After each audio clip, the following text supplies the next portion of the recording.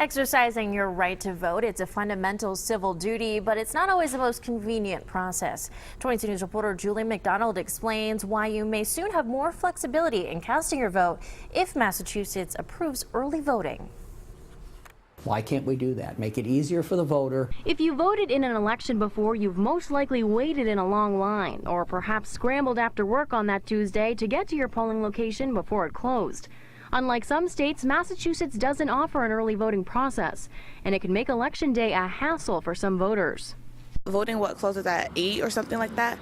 So if people are getting out at 5, they have that rush hour, and certain places won't be open at a certain time. Many Massachusetts voters use their absentee ballots as a way to cast their votes early, but it doesn't necessarily make the election process go more smoothly. Well, the paperwork involved in an absentee ballot is extensive. And not only that, but certainly the voter has to send it back if they don't come to the office. So why not have them come to the Election Commission office, be able to vote, put it into a ballot box to be counted at that particular precinct that they're designated for later on.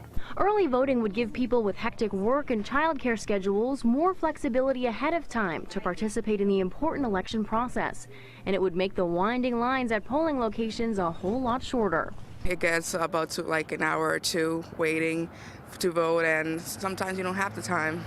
So it would be great if you get to vote early. According to the National Conference of State Legislatures, voters in 32 states and the District of Columbia may cast their ballots in person prior to Election Day without an excuse.